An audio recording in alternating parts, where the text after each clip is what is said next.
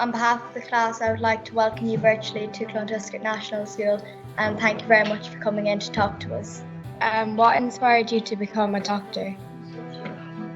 Well, people always ask me that question and I never really know how to answer. I loved biology in school, so for that reason I loved science, but I really liked the biology bit. I liked knowing about people, I know things work. So when I was thinking about what I was going to do, because I really loved biology, I wanted to do medicine. And just that I didn't want to become a nurse or that I didn't want to become a physiotherapist. I mean, I wrote down being a doctor first, and then I was going to be a speech therapist for some weird reason, which I don't know. So I like people, and I like working with people. And I generally like talking to them and getting on with them. And I kind of like fixing them. So that's why I decided to become a doctor.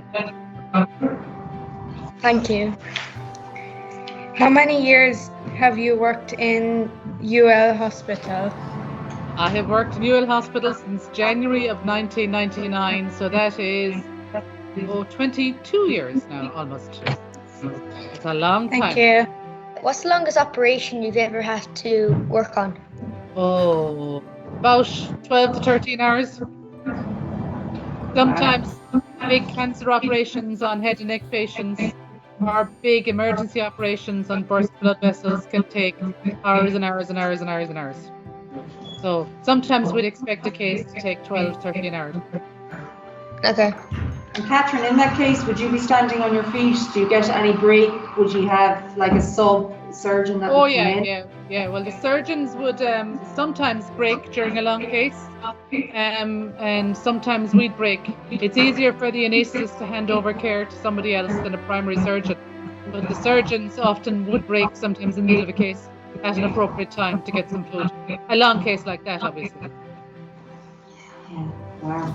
I wonder, would you have any advice for the students, say, in terms of, I feel they have been absolutely super since last March. So they've had 2 sets of remote learning and they were amazing. They were logging on daily to live classes like this and they engaged so well. And since we've come back as well, they have been brilliant, both from September to Christmas and now from March to the summer, with social distancing and making sure that they're sanitizing, and if they were sick they stayed at home, and yes, they're really looked after. So we've been very lucky from that point of view. So would you have any advice for them over the summer?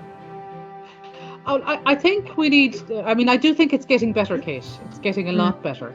But I still think we need to be very careful about the sanitizing anyway, and perhaps the social distancing to an extent. And as more and more of the adult population get their injections, it'll get easier and easier. But I still think we need to be careful, and we need to make sure that when we are visiting other houses that we're obeying the rules, not meeting up in big parties or anything like that just for the moment, and doing a lot of their meeting with people outside, which is the safest place to meet. So hopefully be able to meet outside and play outside and try and be really careful just for another few months until this settles down, I think. And then when, so over the summer, you meet your friends, but meet them outside and meet them in small groups.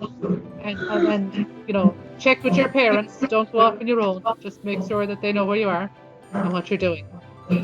Well, that should be 100% all the time, wouldn't it, Catherine? Oh, absolutely. Not just this summer.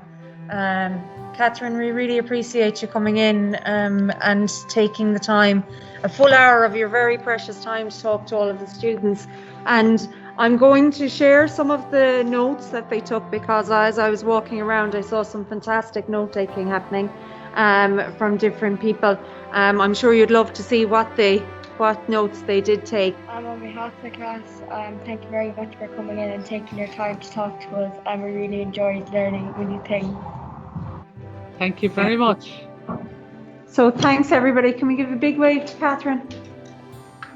Thanks so much, Catherine, and I hope to meet you face to face soon. Okay, please God. And when you are learning your Irish now as well, you're most welcome to come down to the class and we can have Córá Gael Ganshaw at Tuaiscirt. Yeah, go Margaret. Clontuskert. Gurmagad, Catherine. Gurmagad Galair. Slán live. Slán anish. Slán. Slán.